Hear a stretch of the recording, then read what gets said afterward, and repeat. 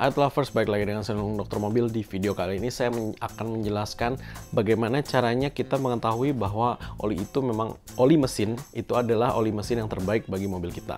Oke, sebenarnya kalau ngomong oli mobil terbaik itu bener-bener subjektif. Maksudnya oli bagus di luar sana banyak, kebetulan aja kita memang pakai satu merek, dan ini habis ini kita akan masukkan merek satu lagi. Nah, sedikit undang-undang di Indonesia mengenai oli itu, bahwa oli bulan September tahun 2019 kabarnya harus sudah SNI.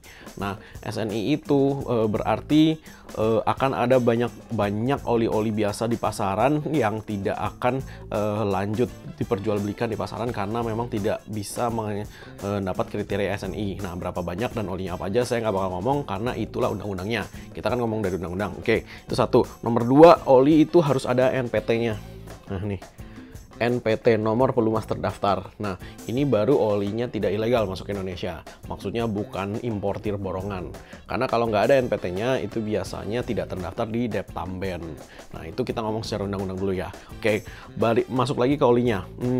Oli itu kalau Anda mau tahu, oli itu ada base oilnya itu grup 1, grup 2, grup 3, dan grup 4. Yang dipakai di Indonesia itu dari grup 2, 3, dan 4. Nah, grup 2 itu masih hydrotreat, berarti dia masih mineral base. Jadi bahan dasarnya dia masih oli mineral. Nah, kemudian yang grup 3 adalah hydrocrack. Jadi dia itu bahan dasarnya sintetis. Nah, kalau untuk semi sintetik dan fully sintetik itu biasanya ada di antara 2 dan 3 gitu loh. Nah, kita ada lagi grup 4 yang itu PAO, polyalpha olefin. Nah, ketika polyalpha olefin itu adalah oli di atas oli fully sintetik. Harganya juga biasanya lebih mahal, tapi juga olinya jauh lebih enak dan daya tahan olinya itu sendiri jauh lebih bagus daripada oli-oli yang fully sintetik, semi sintetik atau mineral. Nah, yang penting Anda tahu mobilnya itu pakainya oli apa. Apakah dia pakai oli mineral, apakah dia pakai oli semi sintetik, apakah dia pakai oli fully sintetik. Nah, untuk oli PAO, polyalpha olefin, itu hanya boleh dipakai di mobil yang pakai oli fully sintetik atau semi sintetik. Nggak bisa dipakai di mobil yang mineral. Kenapa? Biasanya yang mineral base oil itu dia butuh oli lebih kental. Dan PAO itu bukan oli kental gitu loh. Nah, oke. Itu satu. Sehingga ketika oli yang Anda masukkan ke mobil Anda itu sesuai dari spesifikasinya OEM, bolehnya semi atau fully atau mineral. Nah, tapi biasanya kalau Anda mau isi semi atau fully itu boleh.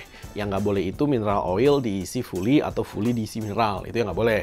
Jadi kalau untuk olinya dari semi, olinya atau fully itu masih oke gitu loh. Untuk Anda bolak-balik itu no problem. Jangan mineral Anda masukin fully, fully Anda masukin mineral. Itu juga nggak boleh gitu loh. Nah, untuk PAO yang tadi saya bilang kan, semi sintetik atau fully sintetik boleh diisi PAO. Nah, untuk 5W30 depan ini itu artinya freezing point, belakang ini namanya flash point. Nah, ini ada tabelnya ya. Ini dulu saya pernah bikin untuk semua karyawan di Dokter Mobil untuk biar bisa belajar dan mengerti apa sih isinya ini gitu loh. Nah, ini freezing point, ini flash point. Atau flash point itu titik di mana dia mendidih. Nah, biasanya kalau dia 5W30, dia 5W berarti tuh, dia titik freezing point-nya itu tinggi dan titik flash point-nya itu tidak setinggi 5W40. Nah, biasanya 5W30 itu kalau di respect-nya sih sekitar 200 sampai 220 derajat baru kebakar. Kalau yang belakangnya 40 itu biasanya di atas 240.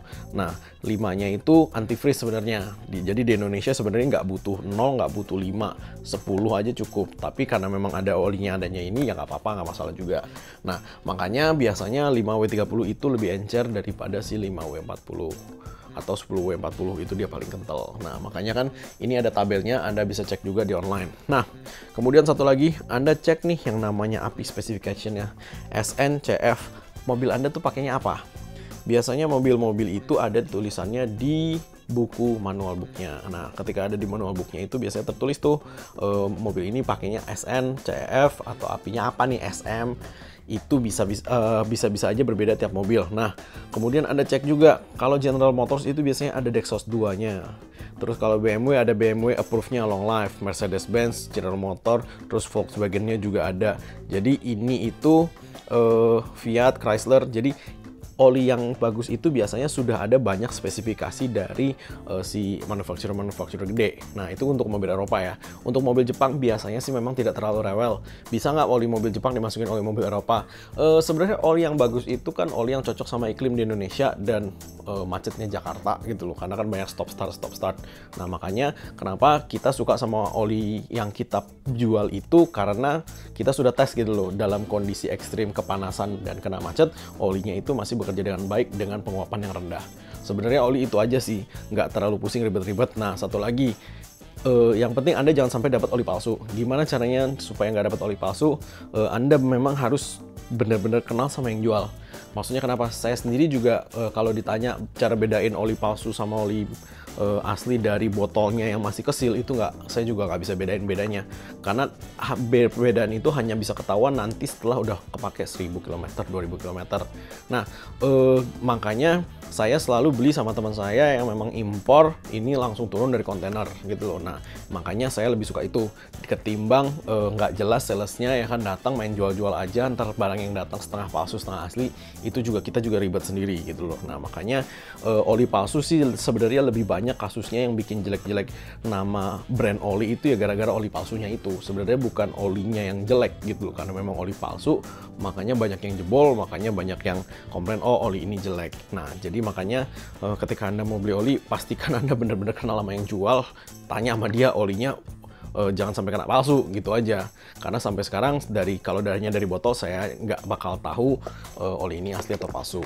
Nah, mungkin kalau ada pertanyaan silahkan komen, like, dan subscribe channel kita di bawah sehingga kita bisa jawab lebih lanjut lagi. Oke, mungkin sekian penjelasan saya dari Lung Dokter Mobil. Thanks.